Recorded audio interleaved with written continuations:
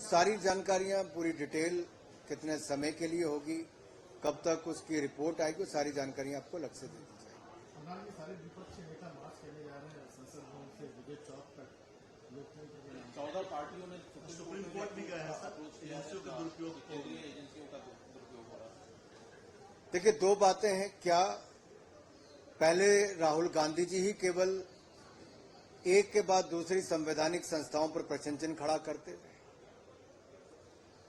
विदेश में जाकर भारत को, भारतीय संसद को नीचा दिखाने का काम करते रहे, और राहुल गांधी जी को पहली बार नहीं बार बार इस तरह की बयान देने के कारण पहले सुप्रीम कोर्ट में जाके माफी मांगते हैं, फिर सदन में आकर माफी मांगते हैं। लेकिन कोर्ट का निर्णय अगर आप सूरत कोर्ट का पूरे विस्तार में पढ़ेंगे तो उन्होंने कहा है कि 2018 में माफी मांगने के बाद भी 2019 में राहुल गांधी जी ने फिर भूल की, यानी कि सब जानकारियां होने के बावजूद ओबीसी समाज को गाली निकालना, ओबीसी समाज की बुराई करना, या फिर सब चोर मोदी हैं ये कहना, ये अपने आप में सोची समझी एक ऐसा प्रयास था राहुल गांधी जी का जो बड़े वर्ग को अपमानित करने का था और कहीं ना कहीं उनको चोरों के साथ जोड़ने का था। अब वो कहते हैं कि इससे किसी को कोई दुख नहीं पहुंचा। कैसे नहीं पहुंचा? आपने पूरे समाज को बदनाम करने का काम किया है। और एक नहीं, राहुल गांधी जी के ऊपर 7 ऐसे डेफामेशन के केस चल रहे हैं। मैं चाहूंगा कि मैं आपको अगर एक एक करके बता भी दूं, क्योंकि मुकदमे राहुल गांधी जी के इतने हो गए हैं कि याद रखने भी शायद उनको भी याद नहीं होगा, इसलिए वो भूल रहे हैं। अब इनको 2 साल का सेंटेंस जो हुआ वो तो आपको पता है।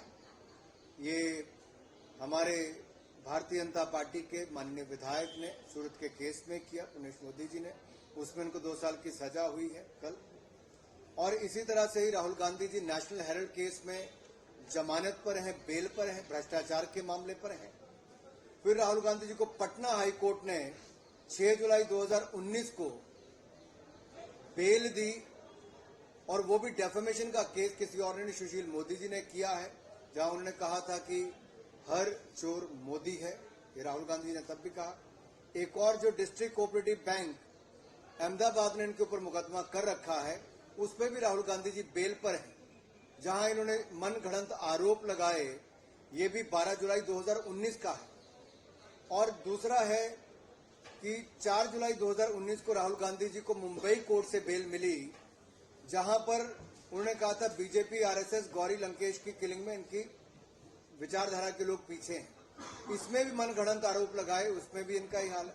नवंबर 2016 में भिवंडी कोर्ट केस में जो महाराष्ट्र में जो फिर उन्होंने आरएसएस के ऊपर आरोप लगाए थे कि महात्मा गांधी के, तो ये सारे अगर आप देखेंगे एक के बाद केस वो है जहां राहुल गांधी जी ने मनगढ़ंत बेतुके आरोप लगाए, बदनाम करने का प्रयास किया, कभी संस्थाओं को, कभी समाज को, और कहीं ना कहीं अपने आप को कोर्ट से ऊपर समझना, अपने आप को देश से ऊपर समझना, अपने आप को संसद से ऊपर समझना, अपना परिवार सबसे ऊपर होना, यही कहीं ना कहीं राहुल गांधी जी को भारी पड़ रहा है। आपने कानून तोड़ने का काम एक बार नहीं बार बार किया है, आपने अपमान करने का काम एक बार नहीं बार बार किया है, आपने कानून तोड़कर अपने आप को उससे बड़ा दिखाने का काम बार बार किया है। तो आज जितने ये लोग आज पैदल मार्च कर रहे हैं, क्या अपने आप को न्यायालय से ऊपर समझते हैं? Sir, also all the opposition parties met at Sharad Pawar's residence and all, they have shown concerns about EVMs. They have again said, despite the offer from the ECI, that देखिए, जब ये जीतते हैं विपक्ष के दल, तब ईवीएम के बारे में कुछ नहीं कहते, लेकिन जब हारते तो ठीकरा ईवीएम पर फोड़ते हैं। ये एक बार नहीं अनेकों बार आप सबके सामने आया है, और मैं तो यही कहूंगा 2024 के चुनाव से पहले विपक्ष को अपनी डूबती हुई नाव नजर आती है, हार दिख रही है, तो ईवीएम का बहाना लेकर पहले इकट्ठे होने शुरू हो गए हैं। आखिरकार कब कब अपनी हार का ठीकरा ईवीएम पर फोड़ोगे? आप जनता से जुड़ी हुई बातों को उठा नहीं सकते, और आप अपने अहंकार के चलते, देखिए ऐसे अरविंद केजरीवाल जी की हालत है। 4 दिन अपने पास बजट रोक के रखा और आरोप केंद्र की सरकार के ऊपर लगाते रहे। भ्रष्टाचार में अपने मंत्री जेल में हैं, लेकिन आरोप आप दूसरों के ऊपर लगाएंगे। चोर चोर मुसेरे भाई जितने मर्जी हो जाएं, जितने मर्जी महाठगबंधन हो जाएं, लोग असली चेहरा जानते हैं। जितना मर्जी पैदल मार्च कर लें, आखिरकार इनके नेताओं के ऊपर कौन से गंभीर आरोप हैं? भ्रष्टाचार के। तुम मुझे जमीन दो, मैं तुम्हें जॉब दूंगा।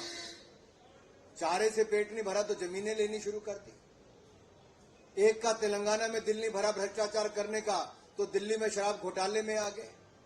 एक कहने के लिए तो शिक्षा मंत्री थे, लेकिन शराब घोटाले में हालत खराब कर दी दिल्ली राज्य को लूट कर। तो क्या आपको लगता है देश में भ्रष्टाचार करने वालों को खुला छोड़ दिया जाए कि जांच एजेंसी अपना काम करे? अगर जांच एजेंसी अपना काम कर रही है तो विपक्ष के नेता इसका विरोध क्यों करते हैं? क्या विपक्ष के नेता नहीं चाहते कि जिसने भ्रष्टाचार किया उसके खिलाफ कार्रवाई की जाए?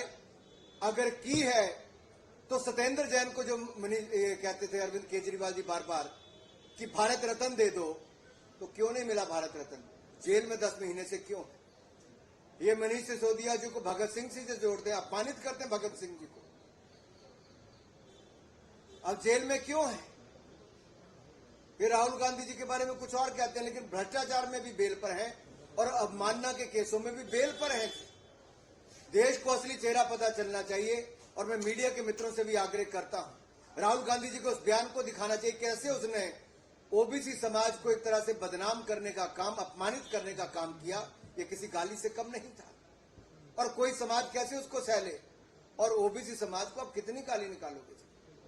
कभी मोदी जी जब मुख्यमंत्री थे तो सोनिया जी ने कुछ बयान ऐसा दे दिया, जब वो प्रधानमंत्री पद के उम्मीदवार बने तो आपने चाय बेचने वाला बोल दिया, कभी कुछ और आया तो आपने तीसरी बात बोल दी।